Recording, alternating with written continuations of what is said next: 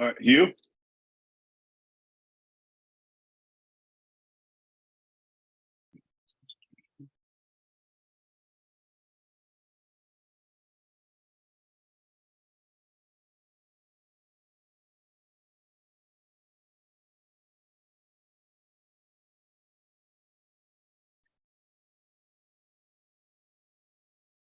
All right. Are we good? Can you hear me? Better. Let's find out, shall we? Yeah, we got a little bit of a delay, but we'll just go. So, No, we're not. if we we'll be done. Is it okay if we finish at by the top of the hour? That'd be perfect. Okay. Okay. You know what I'm gonna do? I'm gonna go get my other Wi-Fi router and see if there's a problem on my end. Okay. Because this is yeah, I can barely hear you. Okay. Thanks. Do you have to log back in or just wait here? 2 minutes, man. Okay. No, I think I'll be able to check.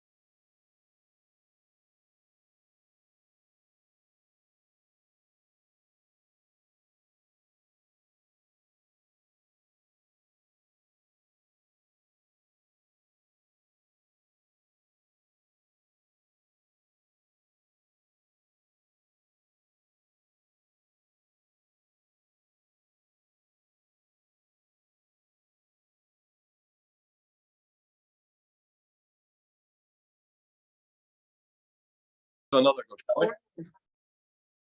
Are we better? We're about to find out. It sounds okay right now. Yeah, I've been having problems with this router, so hopefully this one will do the trick. Okay, sounds much better. Okay, so top of the hour's okay with you? It works perfectly, thanks, Eric. Okay, so you get to be my number one. So first person. I want to do this forever. So thank you. I'm a privileged man. I think it's the other way around. All right, so I plan on screwing up, but I'll just edit it later and we'll just go. Cool, perfect. I'm ready to go. All right, so let's see here. Okay. All right, Hugh Marr, welcome to the Truth About Golf podcast. How are you doing today? Yeah, very good, man. You? I'm great, thank you. So I want to thank you for coming on. You are, well, we were just saying, I'm privileged because you are number one on the show, and there's a reason for it. So I'm really excited about it. Just talking to you and hearing more of what you have to say. And this is about how to make golfers better and get to some of the truths about golf. But since this is a broadcast that's going to go out to the world, for those of you that may not know you, what's a quick summary about who Hugh Marr is? Lifetime golf coach. Was a pretty crappy player, but loved the game. I think when I look back at my early years as a golfer, I was kind of preparing myself to become a golf coach because I spent all my time reading, watching videos back in the day of videos, getting every magazine under the sun. So I became a bit of a golf, I guess a golf geek, and hindsight's probably telling me that I was going to be a golf coach. Ended up coaching on European Tour, PGA Tour, Challenge Tour, Ladies Tour, which I did for a better part of 20 years. I coached the English boys national side. I coached the Surrey County side. And then kind of got a little bit disillusioned with dealing with elite players. Felt I had more to offer the golfing community. And then went into coach education. So basically my business now is educating coaches, albeit I still spend time coaching. I still coach 10 to 15 hours a week. But my real passion is helping golf coaches get better so that they can serve the game better. Yeah, which is really genuine out of you, because I feel like we see some coaches moving to that, and I feel like some of them are doing it to not coach anymore. And one thing I love about you doing it is it's just so genuine, and how you talk about you have a core belief of coaches are, and I'll let you say the words, but they're helping grow the game in your thought, right? So they have to be 100%. I mean, golf coaches are, I think, the single biggest stakeholders in the game, albeit I'm coming from a slightly biased perspective. But we have a huge role in growing and bettering the game. And I think, the great sadness is I don't think many golf coaches appreciate quite how important they are for the game of golf. And let's face it, it's a pretty difficult game to love. It's expensive, it's hard. It's, as much as we're shouting about how inclusive we're becoming, it's not particularly inclusive. It takes huge amounts of time. And golf coaches are the people that can make this game as accessible as possible for everyone. So having a generation or future generations of great golf coaches, I think, is crucial if the game is to thrive and survive. Yeah, well worded. So one of the reasons I fell in love with you and just talking to you was, saying I've had is that, golfers should get better immediately. And if they don't with me in a lesson, I should give them their money back. But I feel like with coaches, you hear all the time, you're going to get worse before you get better. Why? So I don't know where that came from, where that started, but so tell me about, let's not talk about those people, but if I go to a lesson with you, no matter who I am, an amateur, what can I kind of expect? What should I look for? Let's just go with this. I'm a 20 handicap player. What's going to happen during a lesson with you? Yeah, you're going to get exactly the same experience as a top 50 player in the world would. I don't think there is a significant difference in how you approach golf lessons, whether it's really elite players or whether it's leisure players. But it's what I think is particularly important in any coaching exercise is that there is a very robust structure to ensure that you get to the bottom of that player's issues as quickly as possible. I share the same opinion as you that it shouldn't take that long for golfers to hit better shots. Now, that's not to say that they're going to master it straight away. Right. The actual process of owning any change takes time. But if you can't get a player to hit better shots pretty much immediately, I would doubt the validity of the information you've given. So a golf lesson with me will be, we try and create a very safe, welcoming environment at my facility. So everyone will get offered a water, a cup of coffee, beer, wine, whatever it is they fancy. We can accommodate. So really the first goal is to try and make the student as comfortable as possible in what is quite a daunting environment for a lot of people, particularly for club players. I have a what I call my coaching cycle, which I work through with every single player, which is to analyze what is going on, the what of the golf lesson. Then I want to diagnose why that's happening. And all of this is done before the next phase, which is coaching, which is how we're going to make that player better. And then the final phase, if you like, in any coaching exercise is reviewing what you've done and then effectively going again. So I will use TrackMan, Swing Catalyst, I'll use various tools, HackMotion, to get what I believe to be relevant data for that player. I think every golf lesson should be based on something tangible. How are we going to measure your improvement? How are we going to measure where you started this session? I'll obviously video. I'll video from 3 angles, from into the back, down the line, and from front on. I run through my analysis and diagnosis protocols, which involve me looking for certain key points in the golf swing, so that helps me understand what it is that this player does that produces the outcome they have already, and subsequently what they need to do to produce better outcomes. That's it. But sounds like a well laid out plan. So one of the things with golf, and we'll see if we can get more to the bottom of this, since we're trying to help golfers out today a bit. Where do you think lies? I've always been amazed in golf. Like, first off, the myths and old wives' tales in golf, and how they are just so proliferated and so huge in golf, and how and really how bad it hurts the golfer. Right? It's not like these benefit them in any way. They make them, in my mind, most of them make them worse as a golfer. So just a big, broad question in your mind, because I can't find it in any other sport. Where is it in this sport that a guy that plays a game 5 times a year is telling somebody else how to swing or keep their head down? And how did we get into this, that this is happening in golf, that this is what golf is today? Well, you top it, you yell at them to keep your head down, and this is some guy who plays 4 times a year. So, like, how did this happen? I think if you look at the history of golf coaching, and that's something that I explore with all the coaches that I mentor, if you look at the history of golf coaching, it becomes pretty obvious why it happens. Because every piece of golf advice up until very recently has been driven from how the best players do it. Okay. And the correct way to do it is generally attached to who the best player of the time is. So who the marquee player of the age is. And guess what? These guys are just good. And what they feel they may be doing and what they're actually doing might not be the same thing. But also as soon as say Sam Snead tells you this is what he feels he's doing, that now becomes a truth. That becomes a golfing truth. And basically these dogmas have just kind of grown arms and legs over the years, so that now we're surrounded by a ton of these golfing truths, these golfing dogmas. And there is conflict just now between what you'd call an old school coach and a more modern golf coach, and that the modern golf coaches think the old school guys are basically coaching by fable, and the old school guys think the more modern guys are purely reliant on technology.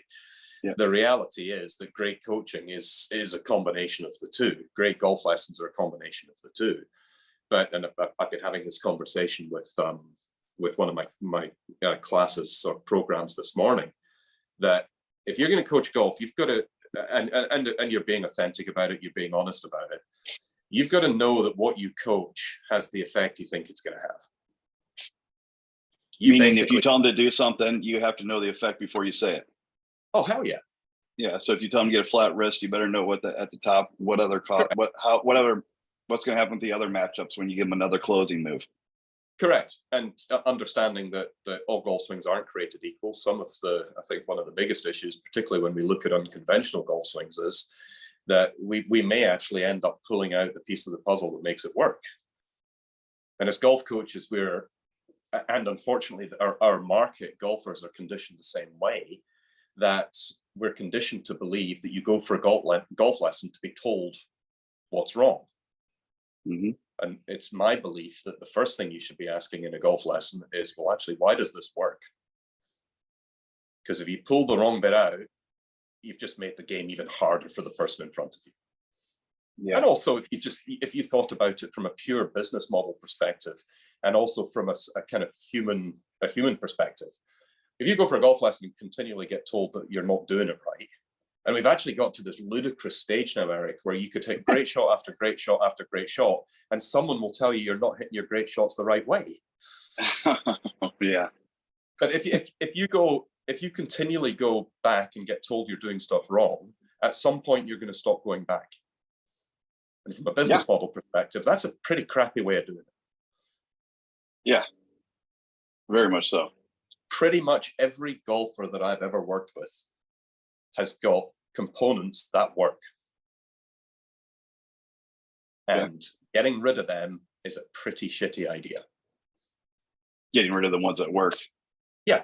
Yeah. So is that something that should be focused on first, is looking for what works? Or yeah, I mean, the first question I'm asking with every student is, okay, well, why does this work? And I think one of the things that I tend to spend longer on than most is that I spend a huge amount of time analyzing and diagnosing, to the point where it may even be a little uncomfortable for both me and the student, because he's been there 20 minutes and I've not given him any advice yet. But I need that period of time to make sure that I am giving them the right piece of information when I do decide to coach. Right. So following up on that a little bit, how do you handle the student that is hitting a ball and he looks back at you after each one? What did I do? What did I do? What did I do? What did I do? What's your talk to that person on how they how they should be handling that different when they were constantly looking back at you for an answer, or wherever you're standing for an answer on what they did each time? Number one, I'll explain that I'm going to take some time to analyze this so I know that I'm getting it right and to diagnose it. I'll explicitly state that, because that already basically covers your ass. And I'll just ask them to keep hitting, just keep throwing questions at them.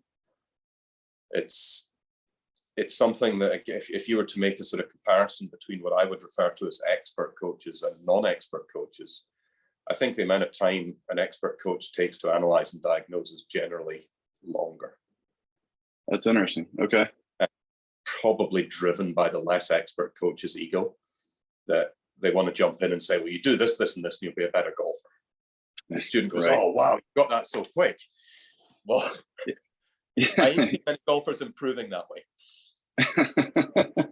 Which is the number one goal, improvement. Yeah. So let's talk. If you look at somebody, if you're looking at a golfer comes into you, the model that or how you see them first is, are you looking at how their body moves? Are you just looking at impact, number one? If you just want to get them hitting better, what's your model of looking at them to make them better? And how can golfers take that model and think about it, instead of thinking about their elbows and all these 52 other things they think about? How should they reframe kind of how they're doing things? Because I whenever I ask a question, is, first off, everyone is consistency issue, right? And then every time I ask about ball flight, I rarely get, it's so rare to get an answer about ball flight. So how's your ball flight? Oh, well, my hips moved too much here. I'm like, I just want to know what the ball was doing. So how can we reframe to those things that matter? I think that is more prevalent in North America. Okay, interesting. And Asia, curiously enough. But the truth of the matter is that if we were to define good technique for me produces consistent, predictable outcomes. Okay. Or functional outcomes. Okay. And every golfer who gets paid to play golf, they get paid to hit good golf shots. And if they don't hit good golf shots, they don't get paid. In fact, it costs them money. So I'm always looking at ball flight, listening to strike, seeing how the club's interacting with the ground. I want to get a very deep understanding quickly of what that player's impact characteristics are. Okay. Because if you get that right, if you spend time exploring that, it's literally telling you where to coach. Okay, if the ball is curving to the right in the air, we know that the face is right of the direction that guy's swinging it. Okay, we know that. And it is literally red flag flying. Look at his face position at impact. Okay, There's not, and your TrackMan data or your quad data will do exactly the same. It's just telling you where to coach. So I know that once I've seen the ball behave in a certain way in the air, if it's an open face characteristic, I'm going to go and open my toolbox and I'm going to go straight to the drawer that says open face at impact. Yes.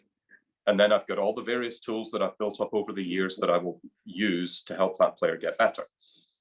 Okay. So ignoring, I made a post about this last week, actually. I put something up, a picture of Tiger down the line, and he has a very, very left swing direction, but the ball starts right of target and turns to the left.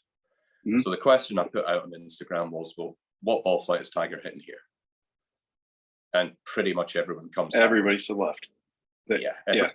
Well, it's a fade shot. Yeah. How many of you guys that are coaching and girls that are coaching for a living have just looked at the golf swing, looked at the divot going left, and assumed that it's a fade? When actually, if you look at the freaking golf ball, it started right at target and it definitely ain't cut. Right. So actually, and maybe one of the downsides of technology now, Eric, is that we become so consumed with the data because as soon as it's presented on a screen, it's binary, and we actually forget to look. We forget to listen. We forget to watch the movement. All of which are components that give you, as I said, they literally tell you where to coach. Yeah. That's a good post to put up there for that. So I do want to get in more of that to impact with you. So maybe people listening can understand it a little better, understanding like low point and understanding why I can't fully look at my divot and understand exactly 100% what's going on. Now, the guy that's 11 to the left, he can probably look at his divot and have some idea, right? Because he's so steep and deep and whatever with that guy. But like with Tiger's thing, so if we're going to explore impact to get him to hit better, I want to hear from you, like the easiest way to explain to students what low point is and how that affects what they're doing, and how we can get them to move that, more forward so they can get a better understand what impact is. How would you explain that, Tom? Well, low point is basically, the way I define low point or describe low point is it's the point where the sole of the club is furthest from your chest, which is, I mean, listen to the Golf Machine guys, it's basically left armpit. I think that's probably about right. So I'll explain it to them and I'll illustrate to them in that manner. Okay.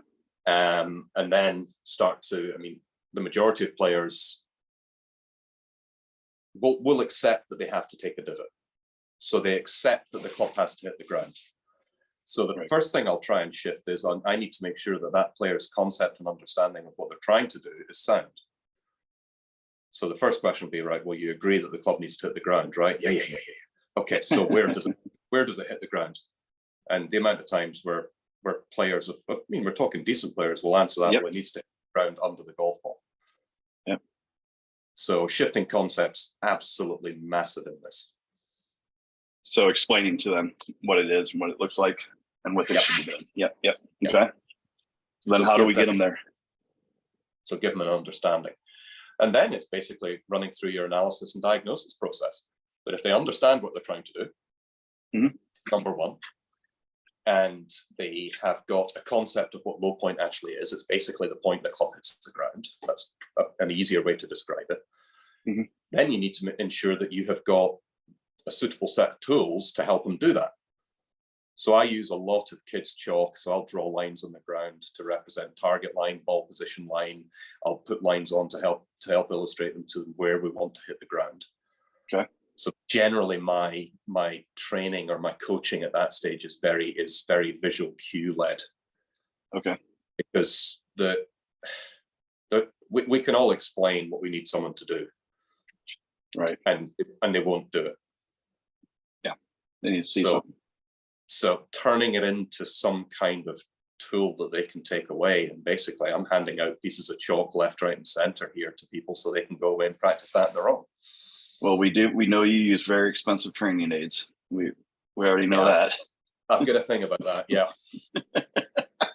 Which I love. One of them you gave me, the paper plate one, we can talk about that later, is one I've been working with that, and it's just one of the best.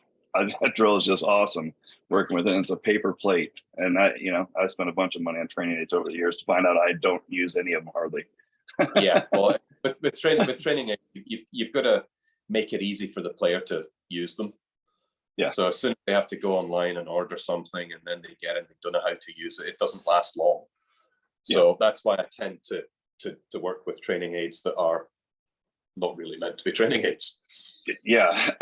So what do you see the most, why people can't get forward?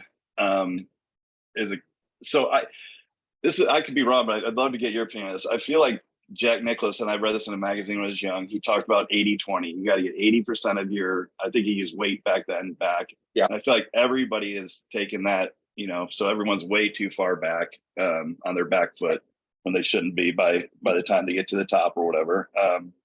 They're just stuck on their back foot. Now, is that the biggest thing you see is the reason in most amateurs that they cannot, one of their big faults of why they can't get forward? Yeah, it's concept and understanding, but that's driven by the industry dogma that you have to shift your weight to the right if you're a right-handed player. Yeah. And again, it's one of these things where. Why is that? Because that's been written by every great golfer through history. Because they didn't know they were really moving a lot of pressure? Is that because they didn't understand what they're doing? Well, I've had this conversation with some coaches this morning that if we went back to 1950 or 1960, somewhere in there, generally all the biggest hitters would have the most turn of the pelvis and probably have the straightest trail leg, right? Yeah. Okay, so the industry would start to coach big turns. And you know what? I'm pretty sure, I mean, I know I've done it in the last week. I've asked someone to turn more to help them hit it further. Yeah. But the fact that we didn't understand that it was pressure shifting rather than weight shifting is irrelevant. Okay. It's completely irrelevant. We just happen to understand it a little bit more now. But it doesn't mean that whoever was helping Sam Snead hit better shots, it doesn't mean they were wrong. But the wording that was used at the time then becomes the industry standard because it was Sam Snead, it was Jack Nicklaus, they're two of the greatest that ever lived. They moved their weight to the right, so they then must be something you have to do, like keep your left arm straight, like keep your head still. Yeah. Interesting. Okay. Well, I mean, I love looking at the picture of Hogan. How straight he is and how he is right over the top of the ball at the top, straight up, pretty much straight, pretty close straight back leg, right? Leaning kind of forward. So that's pretty evil though, to be right over the top for a lot of people. That sounds stack and tiltish, which to a lot of people is pretty evil. Well, it then becomes an industry dogma, right? Because stack and tilt is the devil's work to some, and it's God's elixir to others. Yeah. So quickly for people listening, how would you wrap? What is stack and tilt quickly? Like if you, I know there's the 10 words, but if you had to say quickly, explain to people, what is it? Stack and tilt is effectively a coaching system, which I personally believe is very, very sound. Mechanically, it's very, very sound. Its genesis was like a lot of these systems was driven by Golfing Machine, which is not the easiest read on the planet. Whereas the stack and tilt book, if I'm asking a coach to starting from scratch, I'll say, right, there you go, read stack and tilt, start there. Yeah. Because it's a system. It's an organized way of improving golfers. It's an organized way of becoming a better golfer. Yeah. Yeah. And I think the interesting thing about it is because it's to me a fast way to get to, and a lot of people have coached it for years. I worked somewhat similar, I think, just not under that name. They maybe figured it out on their own, that's an easier way to have it more on top of the ball instead of so, far backwards. But if you look at a number of the sort of central tenets of the stack and tilt system, they are mechanically advantageous. Yeah. Okay. Would we agree that a center pivot with a significant pressure shift is mechanically advantageous? Well, yeah. Yeah, but it goes against 80-20. Getting that 80-20 back is as I said. But again, if you look at it from a data perspective, it doesn't, because you're still there's still 80% of your pressure in a lot of instances, more than 80% of your pressure moves to the right. Early. Yeah. So when it moves, it's different. It's the when that's always different. you've still probably got about 80% of your pressure under your lead foot at the point of impact. Yep. It just gets there much sooner. We understand that now. Yeah. So we're not, it's very easy to run around and say, well, they were wrong and we were right. No, we just understand more about it. Yeah. I was watching a broadcast with, I don't know if it was about a month ago, a little bit. I don't get to watch much, but Azinger badly had hit one. And he said something about how Stag and Tilt had screwed his game up for years, and it's nice to see him back. And I wanted to ask him, like, why? What did it do so bad for him? Those were some of his best years, I feel like, with him. Yeah, I think you might need to look at the stats there before throwing that out there. Which they don't seem to, these announcers. That's a sore spot with me. he wasn't far off winning a US Open doing that. Oh, well, I know. I agree. Well, Azinger is the same guy. So, I mean, when out in Phoenix talking about the pull towards the mountains, I don't know. I don't know if you believe in that, if there's a pull a certain way on the greens, but to some magnetic or some mountain. I mean, again, someone said this to me years ago, and it's kind of stuck with me. What you can assert without evidence, you can dismiss without evidence. That's a very good one. I still like that. But okay, that's a very good one. Make that statement, Zinger, but you're going to have to justify why it's the case. I think it was or was it Faraday? Faraday. I can't remember who it was. Somebody said something really quick on the broadcast to shut him up really quick. It was really kind of funny because it's just like, what are you even saying? It's just crazy. But that's what he said there. I hear, we hear it all the time in golf course. Everything rolls towards here. Everything goes towards here. Now, I mean, I guess they do build golf courses to run greens certain ways, but it doesn't mean it's going to go against gravity because your mountain is over there or whatever. Well, we know it can fight gravity. Yeah. Gravity has got enough evidence to suggest that it's going to win every time. Right. Yeah. But this does raise an interesting point in terms of what I think expert coaching looks like. And we've talked about how I think expert coaches take longer to analyze and diagnose than others. I think the single biggest differentiator between expert coaches and everyone else is the quality of questions that expert coaches ask. They are much better critical thinkers. And if you're the same here, right? That if you're presented with a new piece of information or a new principle, then you're going to start to ask questions about it to decide whether you think it is worthwhile or not. Yeah. Critical thinking is the single biggest skill that we lack as an industry, as golf coaches lack as an industry.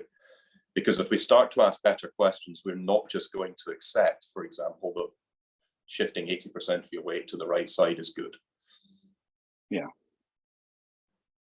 It almost seems like a lost art, though, a lot of critical thinking.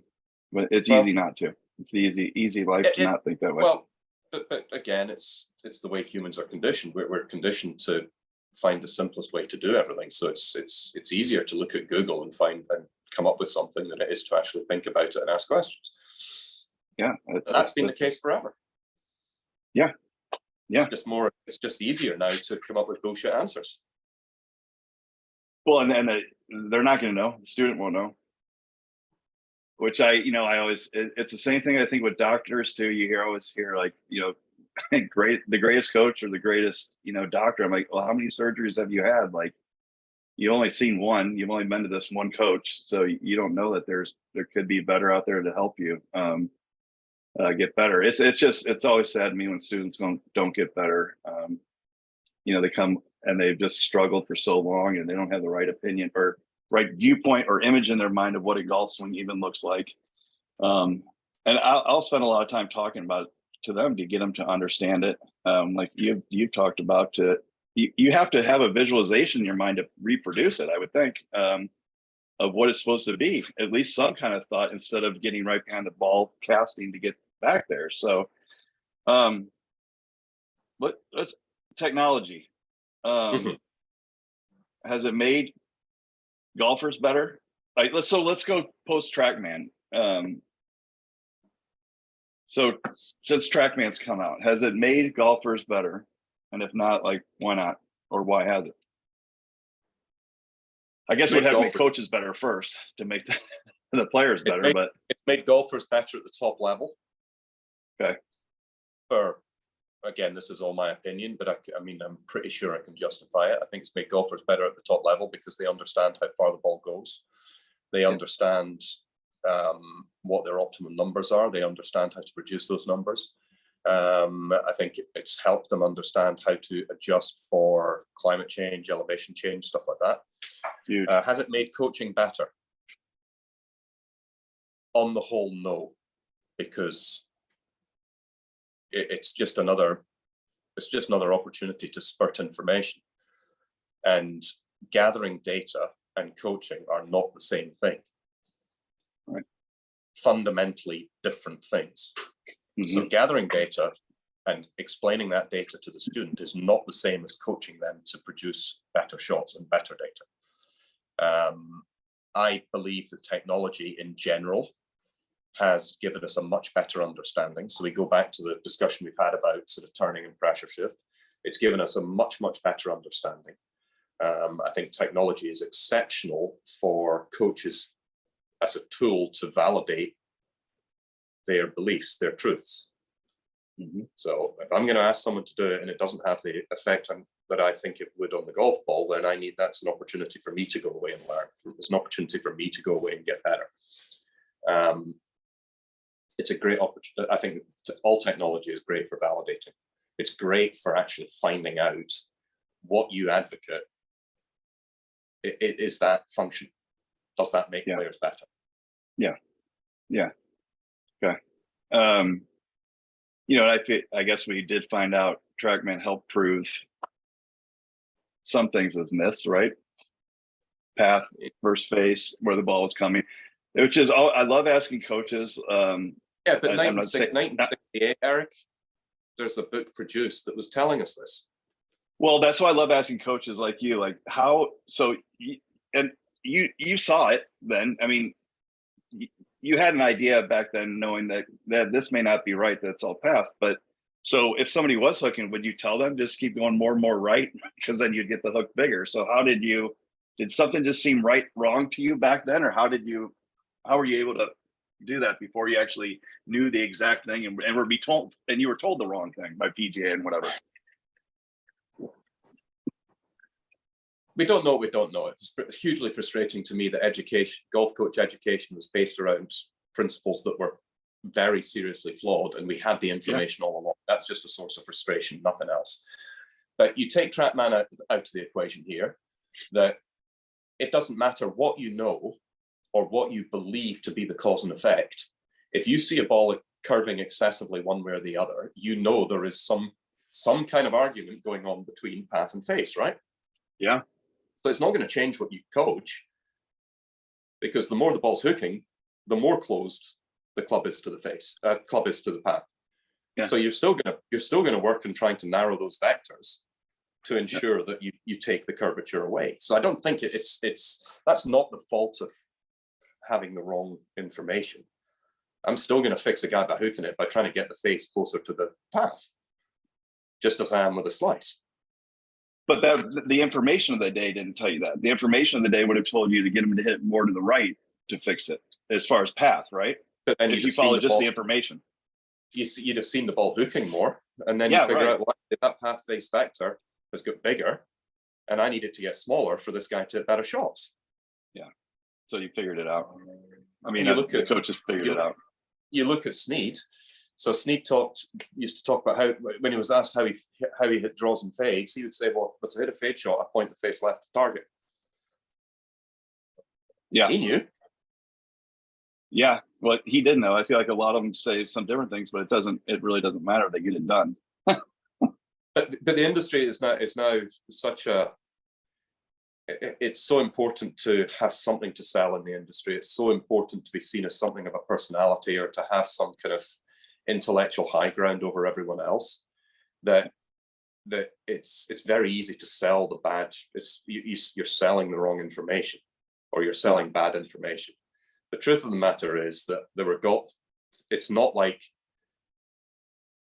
golf coaches only started to improve golfers the minute TrackMan came along. Well, right. they were terrible before 2003 or 4. They were awful. Not like a 1973 golf lesson was never going to improve a player. Players were getting better.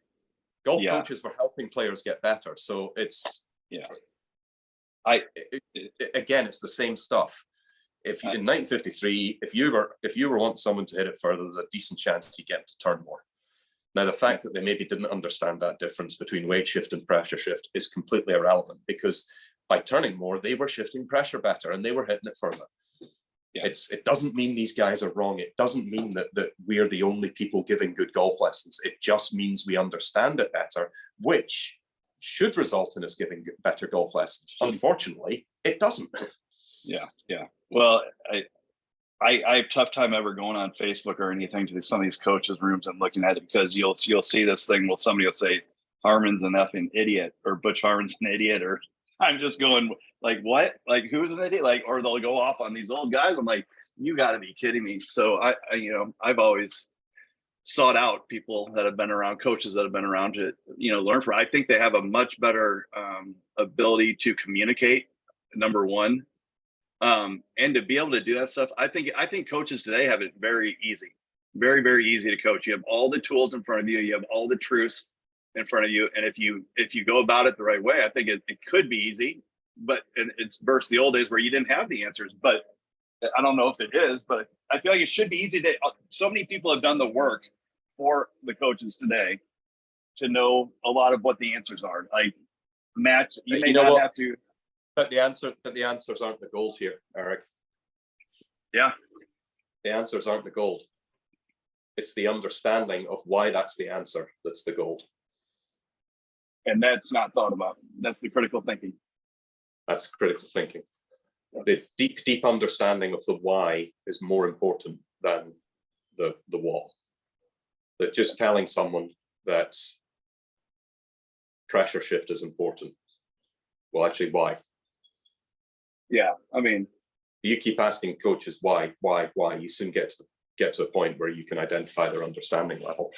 It gives them, it's much easier now for people who coach a game of golf to be able to give answers, but I don't think it's easier for them to coach, because they don't understand the subtlety, the nuance. They don't understand it in that detail that's required to be any good. Yeah, I try to like Terry Hashimoto, I like hearing him talk about pressure mats. So, I'll call and ask him. I have mine, but I want to test it and kind of see what I think, and then ask him. And it's interesting. I feel like just learning that way and asking questions, because I remember Chuck Cook saying when I was very young to always ask other teachers questions. Try to follow them and just learn from them what the great knowledge they have. And I feel like today, all these coaches, since they have the technology, they have the data, that they know it all. And I feel like there's just so much to learn from other, coaches. And well, that's why I've created my education programs, because there isn't a high functioning community in golf coaches where we have this opportunity to share best practice, share concerns, ask questions. It's a weird industry like that. Well, for some reason, we all know more than everyone else, and we're all better than everyone else. And the truth of the matter is that collectively we can all grow much quicker. And you know what? We're never going to run out of bad golfers to coach, ever. There's enough bad golfers for every coach on the planet, and some.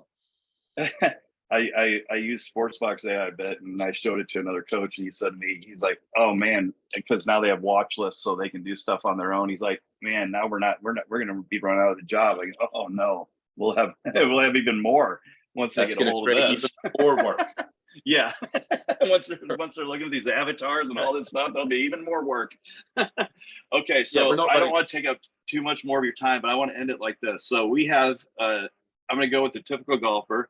He's over the top, right-hander, probably about eight left, and obviously hitting way to the right, and his low point is behind. He's stuck on his back foot. Give me a couple drills that you would maybe work with this guy to get him to make some better contact and get rid of the slice. So if he's swinging it way left. Yep. So that's a left component, right? Yep. So how can him swinging it way left result in the ball going way right? Say that again. I didn't hear it.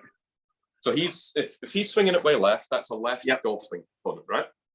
Yeah. So how can someone swinging it left hit it way right? Well, it's club face, right? Yeah, there's your answer. Yeah. So you're going to work on club face first with him. So how can this golfer close his club face better? Tighten that vector Yep. between face and path to the point where they hit proper golf shots that are straight and probably pulled. Okay. Because then you've got the opportunity to coach the next bit, which is shifting it all back into a more appropriate place. Where do you see the issue with club face, just in general, with most club golfers, that it's wide open? Are you looking at where it is at the top, or do you not care till it gets down to like P6, or where do you make your assessment on the club face being wide open? Impact. Okay. So if you want my coaching process, if you like, I'm analyzing at P1, at P7. So always starting at impact, and then I'm going straight to P1. What can I change in this player's start position to improve P7? Okay. So there's a very decent chance that grip, face position, shaft position, ball position, all of which are related, are contributing to that player hitting a slice. The face open, yeah. So there's a very decent chance that their concept tells them they need to get it in the air, so the ball position gets further forward. That's now leading to left swing direction. If they have the ball forwards, the shaft back, and the face square, the face is now very, very open.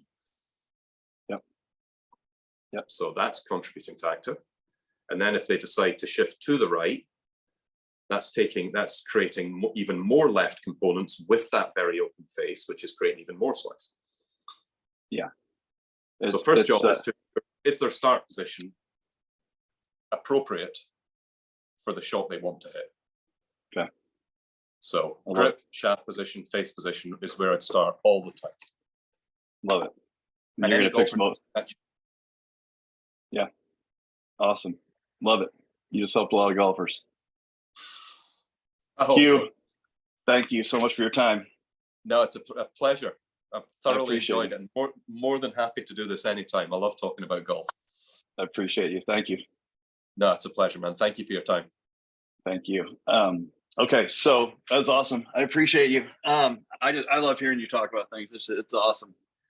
I'm very good at fairly black and white shit. Yeah, I think you're awesome about it. What's your deal with Skillest? Do you think it's terrible for golf? Yep. Online coaching in general, or is bad for golf? I think it's bad for golf coaches because it's effectively taking your brand and put it under a Skillest umbrella. And the minute they got away from inviting coaches to be on it, and letting everyone be on it, they're obviously trying to sell. They're obviously trying to build this thing up to sell it. It's going to become a price war. Yeah. So you don't have a problem with online coaching. You have a problem with Skillest. No, I think online coaching as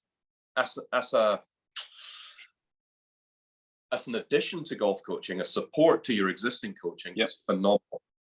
Yeah. But it will only, I mean, at the end of the day, the only people that are ever going to appear at the top of the rankings in Skillest are the ones that have been doing this longest. Yeah.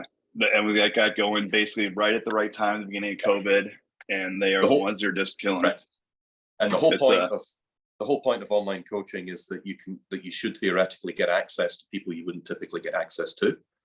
Yeah. But you're only going to be shoved in front, and these guys, the vast majority of them aren't very fucking good anyway. So I use online coaching as a means to support my players in addition to the in-person coaching. You do it all just through OnForm? Yes. Yeah. Because I don't want to be the guy that is on Skillest where I know what I'm doing. I think I've proven over a long period of time to know what I'm doing. So I don't want to be in a position where where my brand is getting diluted with complete junk. It's Amazon for golf coaches, right? So say you want to buy a new set of microphones for your iPad. Yeah. You go onto Amazon, you know which model you're going to buy, and then you go straight to the one that's the cheapest. Yeah. You get 10 10 organizations, 10 companies selling the same product, and you go to the one that's cheapest. Yeah. Yep. So how's that helping golf coaching? How's that helping golf coaches, more to the point? Yeah, I don't like, I mean, I that's what I felt when I was on there with some of the stuff. Just the pricing was crazy. And yeah, I think Baden pushes that though with everybody, even if they're come on. I mean, if he were to talk to you, he'd probably say, come on at, let's say I just make up a number. You wanted to charge 200 for a lesson. He'd probably say, start cheap to build your people. So start at 50. Exactly what he said to me. So I'm now going to work twice as hard. Yeah, right. For the same money. Well, fuck, what's the point of that? Exactly. But that well, was he's making money then. Yeah, and that was exactly the point. I left Skillist. And it's what's important to you is EGS golf, right? Yeah. Okay, so it doesn't matter. People aren't going to go on there looking for you. They're going on there looking for a golf lesson. Yeah. Sure. If they're doing it through your website, your social media channels, your YouTube, then they know what they're looking for. They want to get a golf lesson with Erik. I love it. Thanks. That helps me because I kind of thought a little bit about it. So I like that thought you have. Well, aside from anything else, you're paying $50 a month for a really shit platform. The drawing tools. God, it is awful. It's absolutely awful. And he thinks it's good. Like he's like, this is good. It is so disgustingly awful. So, you can pay $30 a month for OnForm. Yeah, well, they need to charge more. Yeah, they should charge more as good as it is. Yeah. Okay, so yeah. Okay, so and let you go. So what, as far as timing on the other groups, will you just, or am I one of the 8, or did I make the cut or not? Yeah, you made the cut, man. You're in. Sweet. So I'll communicate with you over the next week or so. Basically, I'm in the process of putting the groups together. I think there's probably going to be 2 groups, and I'm going to have to organize them because obviously we get different time zones to try and manage. But as I'm working through that over the next little while, so I'll let you know when it's further forward. But you're definitely in. Thanks. Sorry, are you so like May, June start date, something like that, or we're looking first week of July. Oh, okay. Perfect. So plenty of time, but you're confirmed. You're done. Thank you. I'm excited. No, I'm really excited to start. I'm excited to work with you. This is going to be fun. Thank you. Well, I mean, I know I'll learn a ton. I already have with you, so I appreciate you. And I'm sure I'll send you some pictures from Kevin, some more of them, to get your opinion. So do me a favor. Can you get one into us from behind? So yeah, looking into the back. I will get it because I'm going to be with him Wednesday, so I'll get a bunch of stuff from him Wednesday. I want down the line, front on, but also from behind as well. Yeah, because that for sure that might give you a very decent glimpse into why he's not compressing it properly. Okay, well, it'll be good for me too then to hear what you say about it when I get that to kind of go through your opinion on that one too. So I'll send you Wednesday on forward and I'll have a look at him. Okay, awesome. Hugh, thank you so much. Brother. I appreciate it. You have a good rest of your day. Stay well. Thank you. Take care. Bye-bye.